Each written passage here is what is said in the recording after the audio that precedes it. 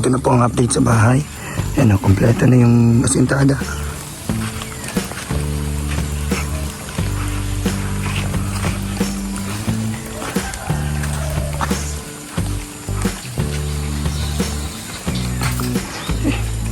Kinukumpleto na po lahat. Hanggang doon sa dulo, pinapantay na. Yan o.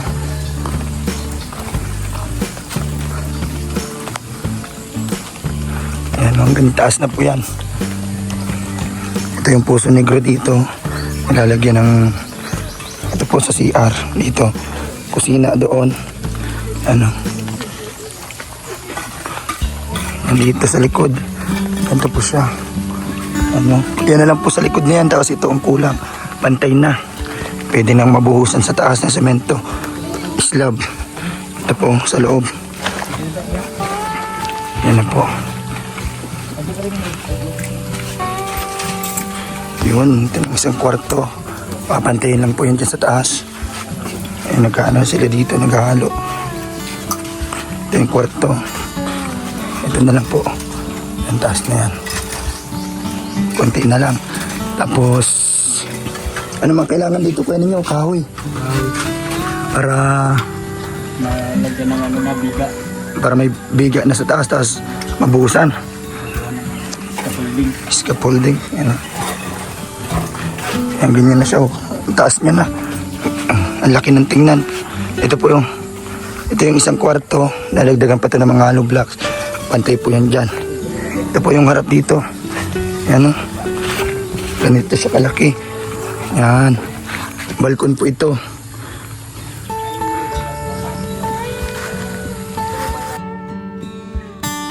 Kunti na lang to. Po ito lahat kasi bubukusan na yan. Mga finishing, mga flooring dyan. Tapos mga tiles sa ilalim, sa loob. Yan po, ganda ng tingnan. Ubus na yung hollow blocks, so kulang na.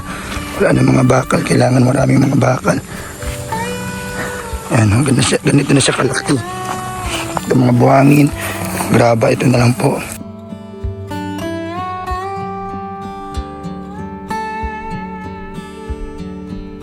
Ang sunod, yan ang ganda na, ang laki na ng tingnan. Yan o. Talagang grabe po talagang gastos dito. Kasi sobrang tibay ng pundasyon po niyan. Mga bakal sa ilalim, sa haligi, ang daming poste. Yan po. Balkon po yan dyan, parkingan diretso. Ang laki na, ang tingnan. Yan po. Bubuhusan na po yan sa taas. Para ma-finish na po lahat yan dyan. Lalagyan ng mga bintana. Yan po, sliding window. Yan, tapos dun sa likod. Tapos dito po, isa sa harap dito. Pag natapos na itong isang kwarto din. Yan po. Yan na po ang update. Yan, kunti na lang po ito. Pati mga buhangin, kunti na lang. Ma-order na naman. Panibago. Ngayon ay tahimik, ngunit di nawala. Pag-ibig mo tapang sa puso'y tala. O DJ Franz, huwag kang bibitaw. Sa laban ng buhay, ikaw ay ilaw. Para sa pamilya, di ka napagod. Kalingap boy, puso'y busilak at tapat sa Diyos.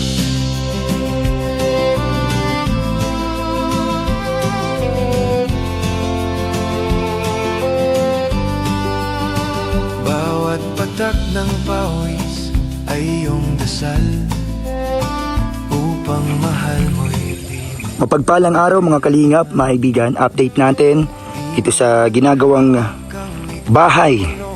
Ating pong munting pangarap na bahay dito po sa sariling lote. Yan po, nandito po yan no? Sa part na to.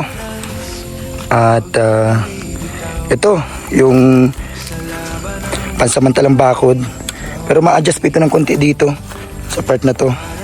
Kasi didiretso po yan yung way na yan. Para yan po talaga yung pinaka right of way dito. Daan. Kaya ito po ang update. Ngayon, ilang araw tayo, halos isang linggo tayong walang upload. Kasi Hindi pa rin bumabalik yung boses natin. Napaus tayo. So ito po, ito yung mga graba dito. Mga panibagong deliver na graba. Mga bakal, nag-order na tayo ulit. At yun po. Ngayon pong week na ito, ngayon mga ilang araw, ay mag-ilalagay na po dyan slab. Yan po. Nilalagay muna yung mga viga sa taas. Yan. Meron na din po tayong kinuhang isang mason. Yung bayaw ni Ate Grace, asawa nung kanyang ate. Siya yung kasama namin dito. Pang 2 araw niya na kanina. Hindi pa ako nakabideo kanina kasi sobrang init. Kaya sabi ko ngayon na lang pagkatapos. Hapon na lang. So ito na po ang update. Nag-order tayo ng mga panibagong semento kasi naubos na yung mga semento. Yan po. Panibagong mga semento kasi mabuhos na po. Mga buhangin nandito. Yan. At mga kahoy. Nagpaputol tayong nyog. Nagbili tayong puno ng nyog po. 2 puno ng nyog. Ang binili natin. Tapos pinachinso. Ay nagbayad tayo doon sa puno. Tapos sa pagpachinso. So ito po ang update dito. Yung mga bakal po. Mga panibagong bakal na nabili natin. Mga 12mm, sobrang dami ng binili natin para sakto na po sa pagviga sa taas at pagbuhos. Meron na din po kami dyan nabili ng mga crocodile na magiging forma o ano dyan sa taas. So ito, wala pang ano dito, mahukay pa dito para sa CR. Yan ang mga poste, 1, 2 at hanggang dito po sa kusina. Wala pa. Unahin muna to yung pinakabuan na bahay. So ito. Pag pasok mo dito, ito po yung sala. Yan. Sala. Diretso dining na rin. May 2 bintana dito. Yan. Ito yung pinaka main door. Sa part na to. Yan po. Pagpasok mo po dito sa main door. Ito po ang makikita nyo dito. Yan. Ito, bali 2 kwarto. 1 kwarto dito sa loob. Pinaka main na kwarto. Yan po. Ganito siya kalawak. May 1 bintana siya dito. Yan. Tapos yan, nakaabang na yung viga. Yan, sobrang laki po yan at tibay. Paikot po yan dyan. Saka lalagyan ng mga slab. Forma dyan sa taas para mabuhusan na. So ito, paglabas ng kwarto, may ano pa dito, 1 kwarto sa labas. Yan po, para pag may bisita. Kulang pa yung mga hollow blocks, kinulang na. Pantay pa po yan dyan hanggang taas. Kaya ito muna ang inuuna po kasi wala nang budget. Tinatapos na lang muna itong part ng taas. Ayan, shoutout po, maraming salamat kay Ninang Ana ng Michigan, USA dahil talagang tuloy-tuloy yung paggawa.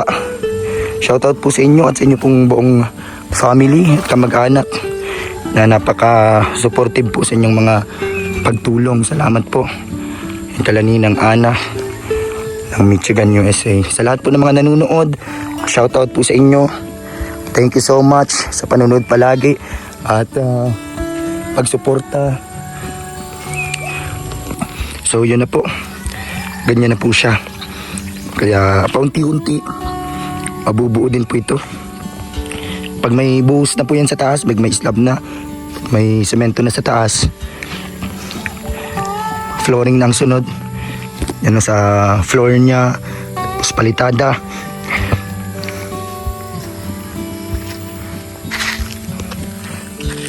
Para maganda na po pag napakinis na po yan. Papantayin yung mga hollow blocks po na yan. Huwag kayong mag-alala kung medyo tagilid pa siyang konti. Pero pag napalitada na po yan, pantay na yan. Lalo na at meron tayong kinuha na mason na galing pa sa Kamsur. Yung ni Ate Grace, asawa ng kapatid niya. So yun, sana tuloy-tuloy ang paggawa para matapos na po ito. para maging ano na po, okay na. Yan, mabuti nakapaputol na kaming puno. Yan, nagbili kaming puno, 2 nyug.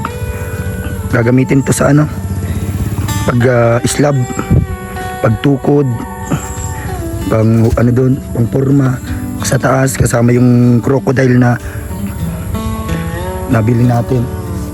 So nandun, tinago na muna namin doon sa isang sa kapitbahay para hindi nababasa. So ito ang update natin. Ito na lang yung natin ang hollow blocks doon sa nabili natin, almost 1,000 plus na hollow blocks.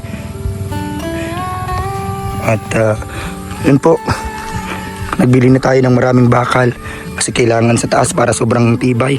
Katulad po ng mga ginawa dito sa ilalim, daming bakal po niyan sa mga hukay niyan. Tapos sa yan, diretsuhan pa dito, puro bakal po yan sa taas, lalo na po sa itaas niya, no.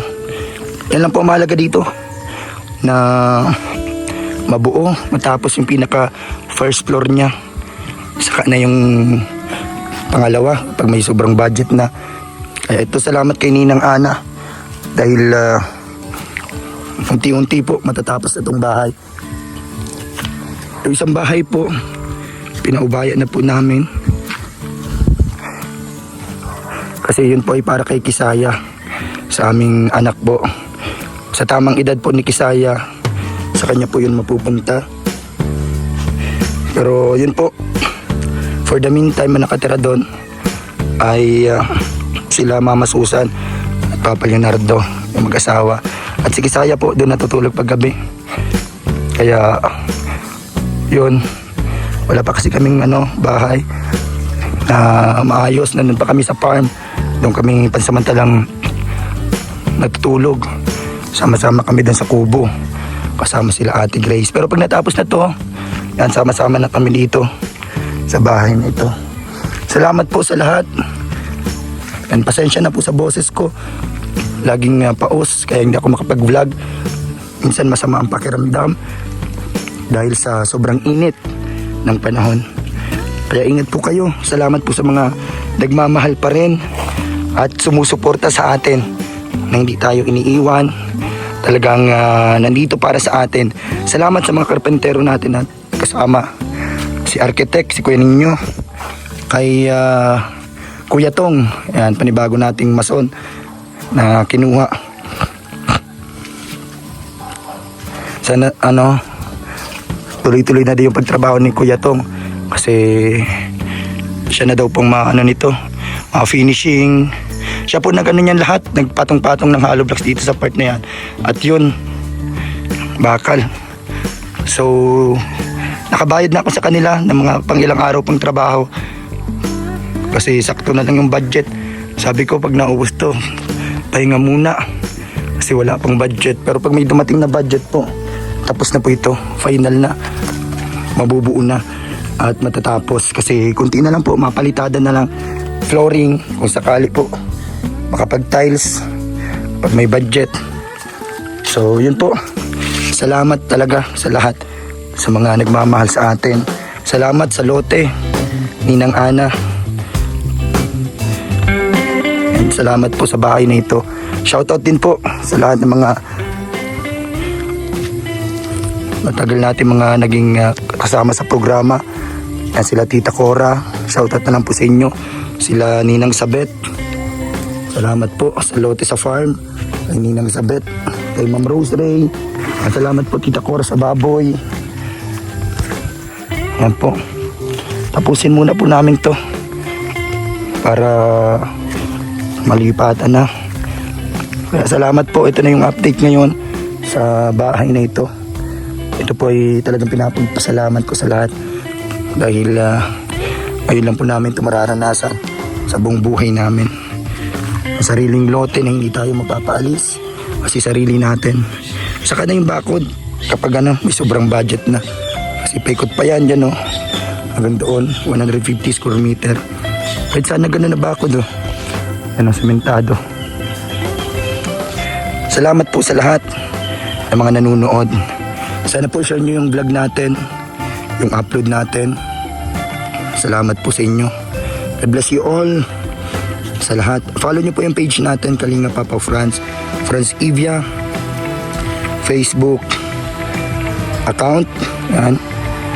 And yan po, salamat sa lahat. Sa lahat ng mga nanonood palagi sa atin. And ito na yung mga bakal dito. Kasi nagagawa na sila ng biga. Yan pa yung iba, yung mga nabili natin, mga panibago. So, dinamihan ko na yung bakal kasi kailangan talaga yung bakal dyan. Yung last na padala ni Tita Ana, ginamit ko na dito sa mga materyales. At pinambayad ko na sa trabaho ng karpentero. At syempre, yung mga pang ilang araw na trabaho nila, binigay ko na sa kanila. Sabi ko, ito, para matapos na. Pag wala pang budget, ang pahinga muna. Kaya ito, dito sila nagagawa ng mga anilyo. Yan, paikot po yan dyan. Ito pa ito na lang problema dito. Lalagyan ng hollow blocks dyan, paikot, simintuin. Puso negro po yan ng CR. Yan. Dito yung pinaka-CR. Sa part na to, ito yung katapat ng poste. Ito malagay ng isang poste dito. Yan, malawak po yung CR na yan pag nagawa. Pero saka na muna pag nabuo na to. Tapos kitchen. Kahit simpleng dirty kitchen lang dyan, basta may malutuan. Sa part na to, diretso na po ito, exit na dito. Sa part na to. Yan. Ito na siya. Ganyan niya ang ganyan ang kanyang magiging resulta. Yan yan yung exit. So okay na ba? Pantay na yung hollow blocks. Bubuhusan na to. Salamat po sa panonood. Sana po share nyo yung videos natin. Pa-likes and share po. Salamat sa lahat. Salamat po sa buong team Kalingap na tumulong po para doon sa unang bahay na ibinigay sa amin. Na ngayon po ay pinaubayan muna namin doon kalamamasusan kasi para may na sila doon. Kasi hindi na daw pwede ang dalawang bahay. Kailangan talagang pumili. Pero hindi po dahil ibinigay natin sa kanila ay binaliwala natin, kundi dahil syempre sinabi na natin po yon para meron tayong peace of mind. Sana naintindihan po nyo yan. Pero pasasalamat natin sobra-sobra po. At kung pwede lang tanggapin natin parehas yung bahay, gagawin natin para di nila masabing binaliwala natin. Pero yun po, pero dahil sa kanila po, yan, sila na po yung natin doon. Sila nang nakatira sama si Kisaya kasi pag tamang edad ni Kisaya, sa kanya din naman po yung bahay. Kaya yun po, ito, pinapagpasalamat namin to, unexpected blessing na dumating sa buhay namin. Kaya salamat po dahil meron kaming ngayon sariling lote at bahay na ito na unti-unti na binubuo. At salamat po. Sana maging masaya kayo lahat. Good vibes lang tayo dito. Huwag na tayo mag-isip ng mga pang mga negative. Kaya salamat po. Suportahan nyo na lang po sila, lahat ng mga taong tumutulong sa kapwa. Lagi nating sinasabi yan sa vlog natin. Kahit balik-balikan nyo yung mga unang vlog natin. Yan. Suportahan nyo po Val Santos Matubang, Kalingap Rab at Edna Vlogs. Lahat ng K-Boys at Team Kalingap. At syempre ang channel natin, Papa Franz Vlog Official. Yan po, uwi muna tayo. Ito yung daan. Yan, mabuti nakapaputol na tayong puno. Makakabuhos na sila. Bukas, at sa mga susunod na araw hanggang Sabado, siguro may buhos na yan. Kasi sabi ko gawin na nila. Buhusan na to. Kasi naghihintay pa kami panibagong budget. So pauwi na po. Ito yung daan. Ito yung bahay dito na pinagawa natin. Kaso iba na yung nagpatuloy. Ito na siya ngayon. Pauwi na tayo. Guys,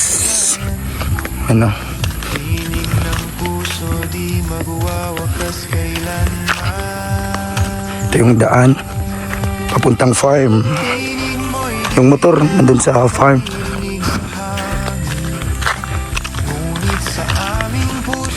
So, salamat po sa panunood. Thanks God sa lahat ng blessing. Sana ay gabayan nyo kami sa araw-araw. At ito pinapanalangin namin na sana matapos na para makalipat na tayo sa sarili nating bahay at lote. Thanks God, salamat po sa lahat ng blessing and sa mga nananatili sa atin. Ayan, kunti na lang ang mga viewers natin na nananatili. Kung isa po kayo, comment po kayo dyan kung nag-aabang pa rin kayo sa mga vlogs natin. Ganito kalayo paglalakarin mo papuntang farm. Yan po ang daan.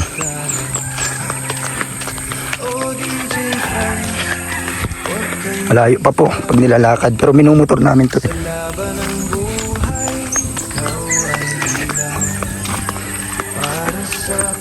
Yan o, probinsyang probinsya. Itong asa namin nagsunod, lagi yan sumusunod. Pag naalis kami, nasama. Ano si Ali. So ito, punta pa doon at maliko. Ganyan po kalayo.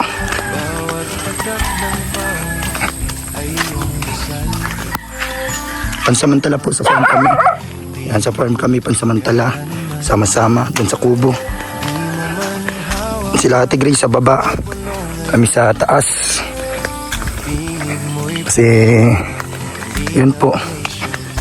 Habang hindi pa gawa yung bahay, dito kami sa farm para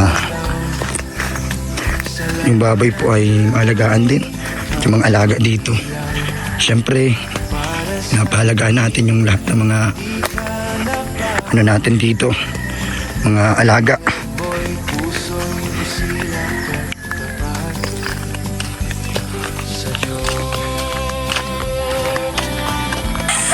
Ito na po yung mga baboy. Malalaki na. Ano.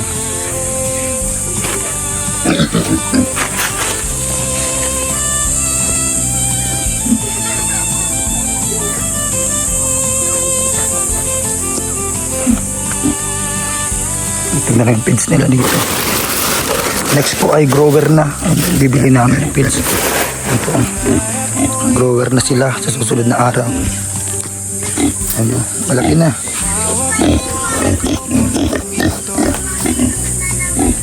Salamat sa dalawang baboy. Galing kay Tita Cora ng Canada. At yung isa kay Ninang Roseray. Ito, dalawa na lang ito. Kasi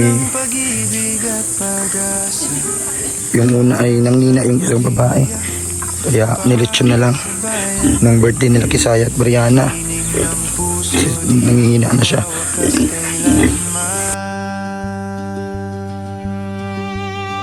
Tinig mo'y di na maririnig sa hangin, ngunit sa aming puso yung awit ay laging green.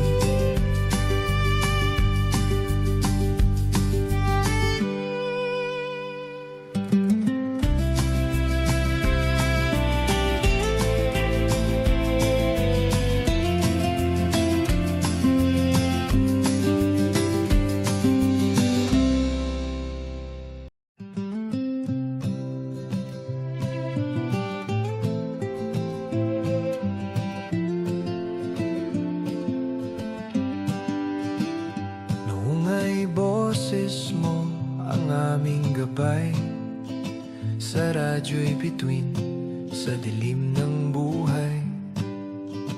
Ngayon ay tahimik ngunit di nawala. Pag-ibig mo tapang sa puso'y tala. O DJ Franz, huwag kang bibitaw sa laban ng buhay. Ikaw ay ilaw para sa pamilya, di ka napagod. Kalingap boy, puso'y busilak at tapat sa Diyos.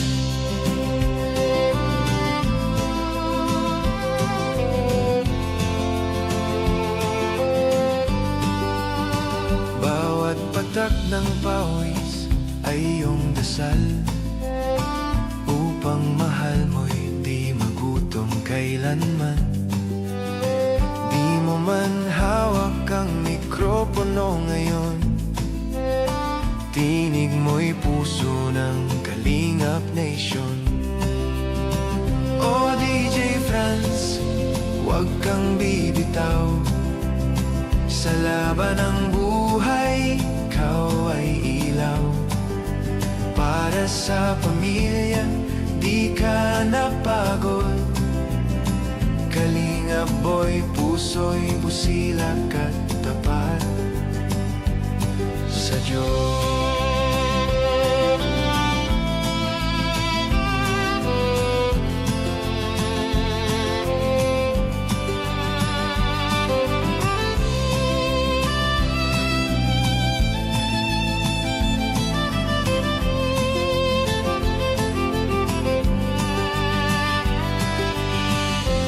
Panahon man ay magiba, pangarap mo'y patuloy na dala. Hawak mo ang mikroponong ginto, tinig ng pag-asa sa puso'y totoo. O DJ Franz, mananatili, boses ng pag-ibig at pag-asa. Para sa pamilya, para sa bayan, tinig ng puso di magwawakas kailanman.